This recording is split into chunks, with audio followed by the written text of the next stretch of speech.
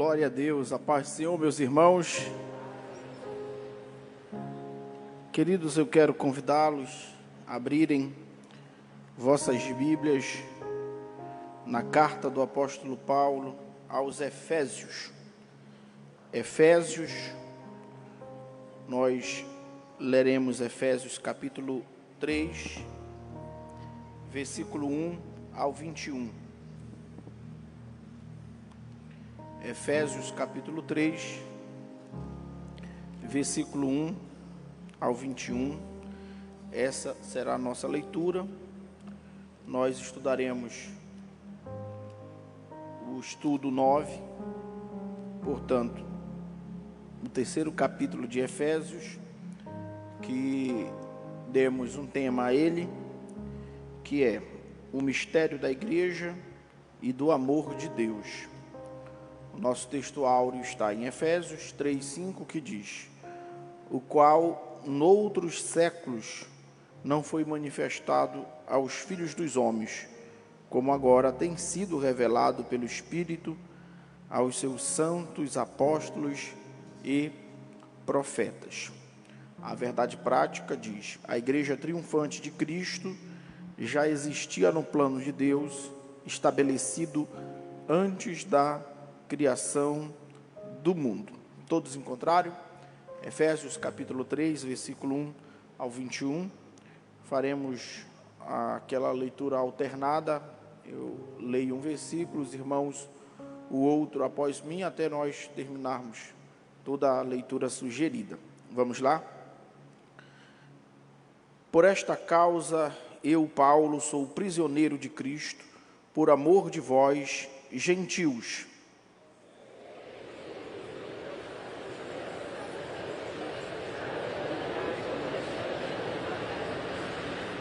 Pois, segundo uma revelação, me foi dado conhecer o mistério, conforme escrevi há pouco, resumidamente.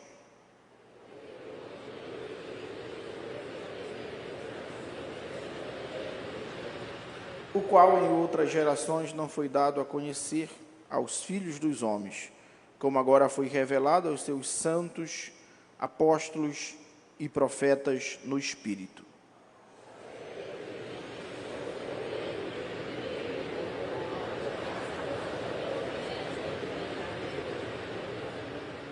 Do qual fui constituído ministro, conforme o dom da graça de Deus a mim concedida, segundo a força operante do seu poder.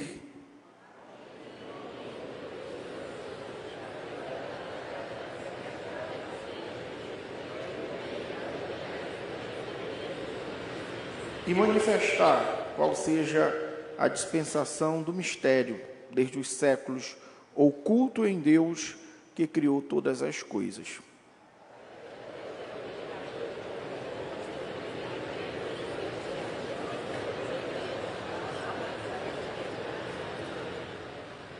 Segundo o eterno propósito que estabeleceu em Cristo Jesus, nosso Senhor.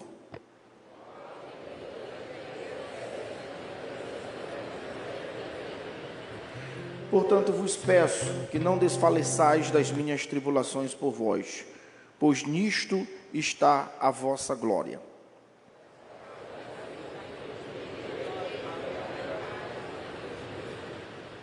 Para que, segundo a riqueza da sua glória, vos conceda que sejais fortalecidos com poder, mediante o seu Espírito no homem interior.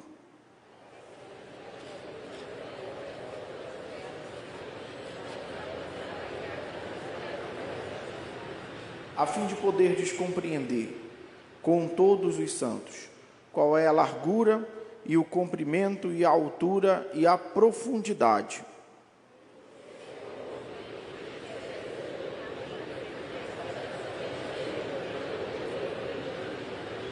Ora, aquele que é poderoso, todos nós, aquele que é poderoso para fazer infinitamente mais, tudo quanto pedimos ou pensamos, conforme o seu poder que opera em nós. A ele seja a glória na igreja e em Cristo Jesus, por todas as gerações, para todo sempre. Amém. Glória a Deus. Os irmãos podem assentar-se, glorificando e exaltando ao nome do Senhor, nosso Deus. Eu quero, em poucas palavras, ministrar este estudo, o estudo 9, do capítulo 3, dessa epístola do apóstolo Paulo aos Efésios. Queridos, o capítulo 3 dessa epístola é uma continuação do que Paulo iniciou a falar no capítulo 2, especialmente a partir do versículo 11, onde Paulo inicia uma argumentação a respeito do fato de que judeus e gentios estão unidos por um vínculo chamado Cristo e seu Evangelho. E isso é interessante, porque aqui no capítulo 2, esse pensamento, no capítulo 3, esse pensamento ele terá a sua conclusão. E nós vemos que o apóstolo Paulo, ele chama esse pensamento, esse fato de judeus e gentios estarem unidos por Cristo Jesus, ele chama esse fato de mistério.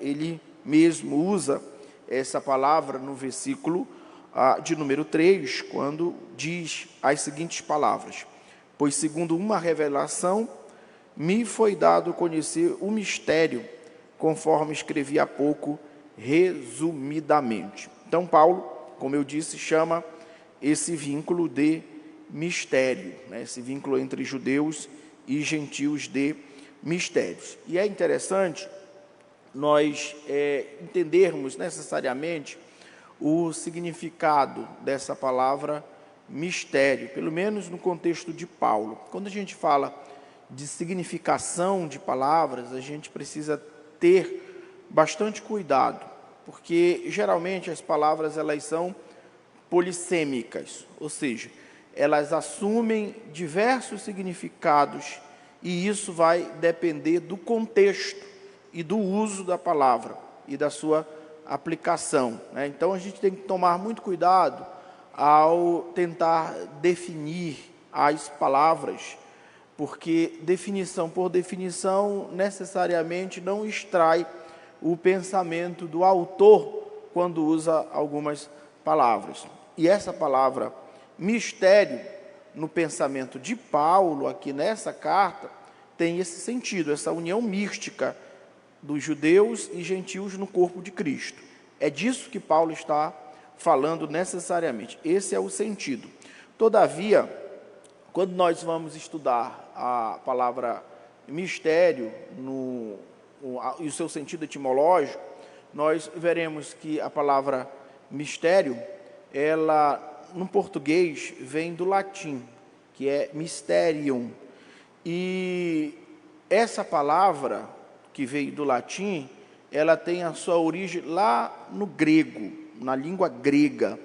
E os gregos geralmente usavam essa palavra para necessariamente quando se utilizavam de uma espécie ritualística, de iniciação na sua religião, especialmente quando alguém iria fazer uma espécie de iniciação sacerdotal, e eles usavam essa palavra, mistério, com o intuito de dizer que tal pessoa havia ascendido, havia entrado no mundo metafísico e conhecido o que lá existe. E essa pessoa, após fazer essa iniciação, fazia um pacto. E o pacto era o pacto de silêncio. Tal pessoa não podia falar o que havia acontecido nesses rituais de iniciação. Então, os gregos frequentemente usavam essa palavra mistério para definir ou descrever esses rituais de iniciação. Então, Paulo, ao escrever o Novo Testamento, como todos nós sabemos, todos nós sabemos que o Novo Testamento fora escrito em grego, e Paulo, ao escrever Efésios, ele escreveu também essa carta em grego, ele se utiliza dessa palavra, que já era conhecida dos irmãos, porque a igreja em Éfeso, os seus membros todos falavam a língua grega. Então, Paulo se utiliza dessa palavra, desse conhecimento sócio, histórico e cultural, para ressignificar o entendimento dessa palavra mistério. Agora, a sua aplicação no sentido estritamente bíblico. E mistério basicamente significa, agora para Paulo, desacortinar, revelar, a revelação que Deus deu, que Deus entregou. Então veja, que no contexto de Paulo, mistério não tem nada a ver com o contexto dos gregos. Então veja que a palavra, ela recebe diversos significados e a gente precisa entender a palavra na ideia do autor. Então é interessante essa explicação, e eu só quero abrir aqui um parêntese, porque geralmente quando nós vemos alguém fazer essa tentativa de definir palavras, geralmente falha, porque muitas pessoas escolhem o significado da palavra e às vezes até fazem uma aplicação desse significado sem levar em conta o contexto em que essa palavra está inserida. A gente chama isso de conteúdo pragmático, né? O sentido pragmático da palavra. A gente precisa analisar a palavra e o seu contexto. Então, foi necessariamente isso que nós fizemos aqui, né? Paulo se utiliza dessa palavra mistério com um sentido totalmente diferente dos gregos. E, como eu disse, mistério para Paulo aqui é a revelação de Deus baseado na verdade de que judeus e gentios seriam inseridos no corpo de Cristo, que agora nós chamamos de Igreja do Senhor. E isso é interessante porque Paulo, ao falar dessa união de gentios e de judeus, Paulo se utiliza pelo menos de duas autoridades para mostrar que isso é um fato, né? Primeiro, Paulo diz que esse mistério, essa mensagem de que o povo de Deus seriam reunidos, e isso, o povo de Deus não seria somente Israel, isso primeiramente fora revelado aos profetas. E os profetas, eles representam aqui exatamente os judeus. Então é importante nós compreendermos que Paulo faz essa aproximação dos judeus, tendo a representação, ou mostrando na representação dos profetas.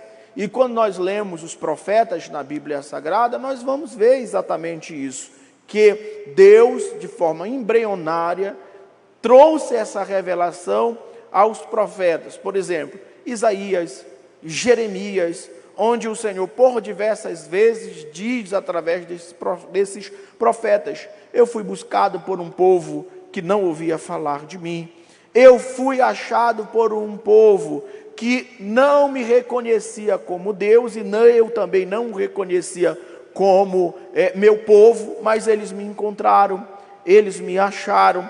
E essa fala na boca dos profetas já aponta para esse corpo místico de Cristo, a igreja do Senhor. Então os profetas, eles são exatamente essa representação dos judeus, como que Deus revelou esse mistério primeiramente aos judeus. Mas não foi somente aos judeus, também Deus revelou esse mistério aos apóstolos. Tanto é que Paulo, ele é exatamente esse representante legal do apostolado, da mensagem, da pregação, da autoridade que Deus constituiu para ganhar os gentios. Só lembrando os irmãos, que eu sei que os irmãos sabem, esse termo gentil era usado, pelos judeus para descrever toda e qualquer pessoa que não fazia parte da nação de Israel. Então, toda pessoa que não tinha a sua linhagem encontrada em Abraão, ou não houvesse passado por um processo ritualístico que nós chamamos daquele que nós conhecemos como a circuncisão. Se não fizesse isso, para os judeus, eram chamados de gentios, ou seja, todas as nações fora Israel eram considerados nações gentílicas, né? Então, é importante nós lembrarmos isso. Então, é importante também nós entendermos que Israel, no Antigo Testamento, ele é identificado, ele é mostrado, revelado como sendo o povo de Deus, né? E todos que não faziam parte de Israel não eram reconhecidos como povo de Deus. Afinal de contas, foi o próprio Senhor que disse: vocês serão meu povo, eu serei o vosso Deus, né? Então Israel se orgulhava em dizer, meu Deus. E não havia problema nenhum, porque é exatamente isso que Deus pretendia no Antigo Testamento, mostrar Israel como seu povo, e Israel mostrar Deus como sendo o seu Deus. E isso é interessante, porque essa forma de Deus se revelar em Israel para o mundo como sendo o Deus de Israel, isso aqui é um propósito evangelístico. Deus estava, através de Israel, revelando que Ele é o dono de todas as nações. E alguém pode dizer, mas como é que isso pode ser um propósito evangelístico? Haja vista que Deus parece ser Deus de um só povo, de uma só nação. É porque, quando Deus diz, vocês serão meu povo, e o povo de Israel chama Deus de seu Deus, logo nós precisamos entender isso aqui dentro do contexto do Antigo Testamento. Porque no contexto do Antigo Testamento, as nações tinham os seus deuses como guardiões do seu povo, de sua nacionalidade. Então, as nações escolhiam diversos deuses para serem os seus protetores. Por exemplo, os babilônios tinham lá um panteão de deuses, Bel, Marduk, Azerá. Os cananeus tinham então uma diversidade de deuses que é quase inumerável. Os Baalins, Baal, Astarote. Então eles nomeavam esses deuses como os seus protetores. Aí Deus, para quebrar esse sistema idólatra, ele diz a Israel: vocês serão o farol no meio dessas nações, e eu me revelarei ao mundo através de vocês. Então não há problema no contexto do Antigo Testamento Israel se identificar como sendo o povo de Deus. Eles falarem, ele é meu Deus. Isso não há um problema algum. E agora é interessante que essa ideia de Deus quebrar o sistema idólatra das nações no contexto do Antigo Testamento tinham como um propósito necessariamente de manifestar sua misericórdia para todos os povos. Quando nós vemos em Isaías, capítulo de número 13, 14, 15, 16, 17, 18, 19, 20, 21 e 22, você verá lá que Deus, ele se revela, ele se manifesta como o Senhor de toda a terra, de todas as nações. E isso é interessante, porque agora Deus não é somente Deus de Israel, mas Ele é Deus de todas as nações. E lá no contexto de Isaías, para que Deus fosse entendido como Deus de todas as nações, Ele derrubou os deuses dos amorreus, os deuses de Amon, os deuses de Edom, os deuses dos filisteus, os deuses dos cananeus, os deuses dos babilônios, os deuses dos gregos. Eles foram totalmente arrasados, destruídos, envergonhados, e Deus diz: eu sou o Deus de todos os povos, aleluia. E isso já é o mistério de Deus prefigurado no Antigo Testamento. É interessante também que no Salmo de número 117, o salmista diz que todas as nações gentílicas deveriam louvar ao Senhor por causa de sua fidelidade e por causa de sua misericórdia, mostrando assim que Deus é Deus de todas as nações. E agora como é possível isso, pastor? De que forma isso é possível? Através da igreja. Através da igreja agora, Deus não é somente Deus de Israel. Deus é também o Deus de todos os povos. Porque a igreja é exatamente isso, esse ajuntamento místico, esse corpo místico, espiritual de Cristo, onde estão ligados Israel, gregos, romanos, os povos dos Estados Unidos, as nações da terra podem ter Deus como seu único Deus, porque Cristo morreu para que isso fosse efetuado, revelado em todos os povos. Eu tenho aqui bem poucos minutos para encerrar. E eu quero encerrar dizendo o seguinte, que esse mistério é a igreja. Ponto. Nós entendemos isso. E eu quero encerrar falando duas coisas. Primeiro, definindo o que é igreja biblicamente. E o que é igreja também num sentido mais social, mais aproximado, nosso. Quando a gente fala de igreja, biblicamente, o que a gente tem que entender? Que a igreja, biblicamente, conforme Paulo escreveu, em 1 Coríntios, capítulo 12, a partir do versículo 13 em diante, Paulo diz que a igreja do Senhor é o corpo de Cristo. Portanto, a igreja do Senhor, espiritualmente falando, definindo, é o corpo de Cristo, é o ajuntamento místico, é a congregação mística espiritual, que nós chamamos de igreja de Cristo.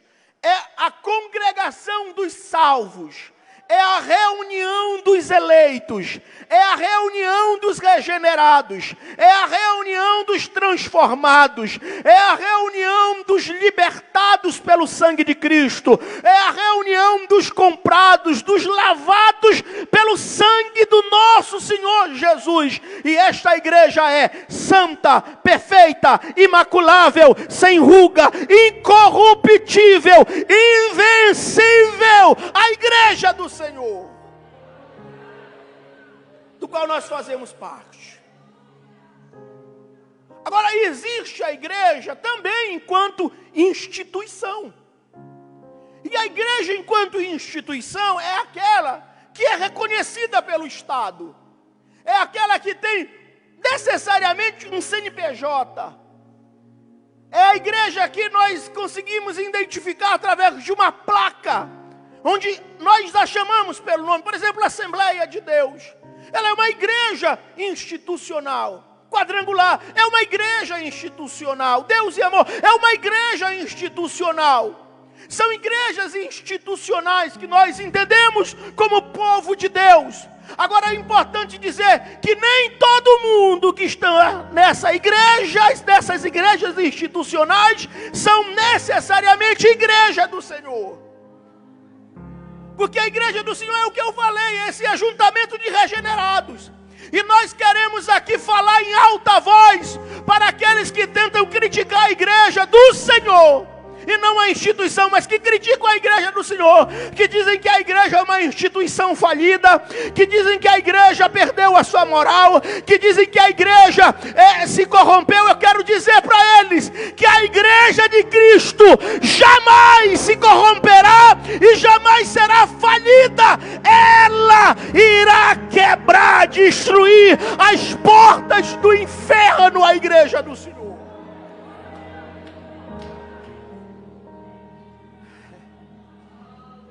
Na Assembleia de Deus pode até ter gente que não é crente, mas a igreja do Senhor está aqui. Em outras denominações podem até ter gente que não presta, mas lá tem homens de Deus, tem mulheres de Deus, tem crentes verdadeiros. A igreja do Senhor não se perde. Por fim, Dito isso, nós precisamos imitar Paulo. Paulo, no verso 14, ele diz: por esta causa. Que causa? A igreja. Eu me ponho de joelhos diante do Pai. Paulo ora pela igreja. Paulo ora para que a igreja seja fortalecida. Paulo ora para que a igreja receba a habitação de Cristo. Paulo ora para que a igreja entenda o amor de Deus perfeitamente revelado nas Escrituras. Então Paulo é uma espécie de pessoa que ele entende todos os defeitos da igreja enquanto instituição, mas Paulo não é alguém que está desanimado em relação à igreja. Paulo não é alguém que só critica os problemas da igreja, não. Paulo tem solução, tem remédio e tem joelho no chão para que o povo de Deus continue vencendo as pelejas. Criticar só por criticar é a coisa mais injusta que nós podemos fazer. Há pessoas que nunca trabalharam pela igreja, que nunca fizeram nada de importante pela igreja, mas abrem a sua boca como se fossem especialistas de tudo. Eu quero encerrar dizendo: tome cuidado. A igreja verdadeira de Cristo é a noiva do Senhor. Eu disse: eu não gosto que mexam com a minha esposa. Imagine Cristo, que tem zelo, que adorna a sua igreja para apresentá-la como santa, perfeita, imaculada, sem ruga. Imagine Cristo. Então tome muito cuidado ao falar da igreja, porque talvez você esteja falando do próprio Cristo, e isso pode constituir um pecado grave. Se não tem nada para falar, irmão, de útil, que resolva, faça igual Paulo: por essa causa eu dobro o meu joelho. Ora pela igreja, ora pelos pastores, porque Deus se agrada se nós assim fizermos. Que Deus e Cristo te abençoe, em nome de Jesus.